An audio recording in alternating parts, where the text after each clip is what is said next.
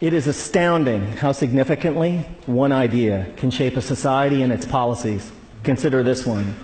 If taxes on the rich go up, job creation will go down.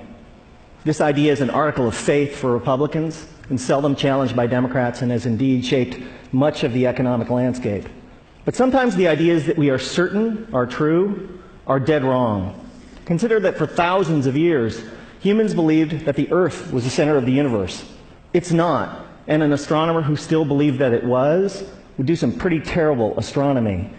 Likewise, a policymaker who believes that the rich are job creators and therefore should not be taxed will do equally terrible policy. I have started or helped start dozens of companies and initially hired lots of people. But if there was no one around who could afford to buy what we had to sell, all those companies and all those jobs would have evaporated. That's why I can say with confidence that rich people don't create jobs, nor do businesses large or small. Jobs are a consequence of a circle of life-like feedback loop between customers and businesses. And only consumers can set in motion this virtuous cycle of increasing demand and hiring. In this sense, an ordinary consumer is more of a job creator than a capitalist like me. That's why when business people take credit for creating jobs, it's a little bit like squirrels taking credit for creating evolution. It's actually the other way around. Anyone who's ever run a business knows that hiring more people is a course of last resort for capitalists. It's what we do if and only if rising consumer demand requires it.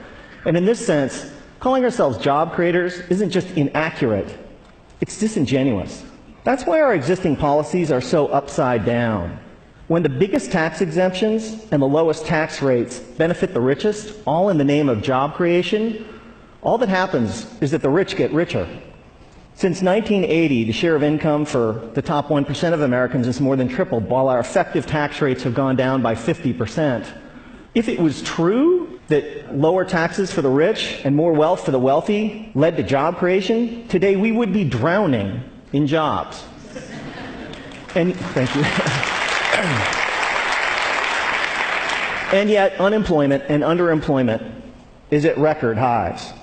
Another reason that this idea is so wrong-headed is that there can never be enough super-rich people to power a great economy. Somebody like me makes hundreds or thousands of times as much as the median American, but I don't buy hundreds or thousands of times as much stuff.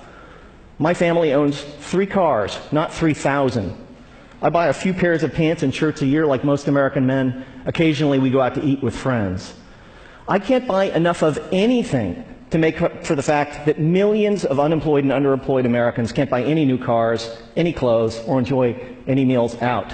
Nor can I make up for the falling consumption of the vast majority of middle-class families that are barely squeaking by, buried by spiraling costs and trapped by stagnant or declining wages.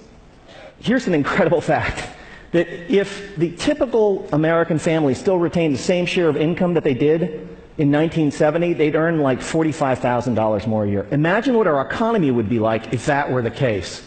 Significant privileges have come to people like me, capitalists, for being perceived as job creators at the center of the economic universe, and the language and metaphors we use to defend the current economic and social arrangements is telling. It's a small jump from job creator to the creator. This language obviously wasn't, this language was not chosen by accident.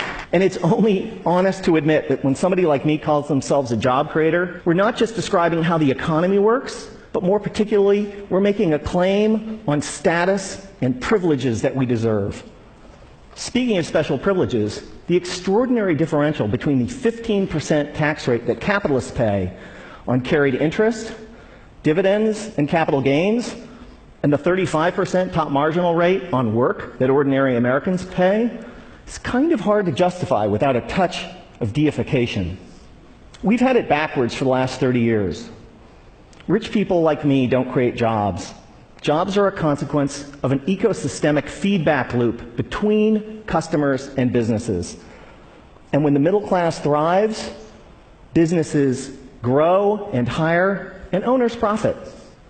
That's why taxing the rich to pay for investments that benefit all.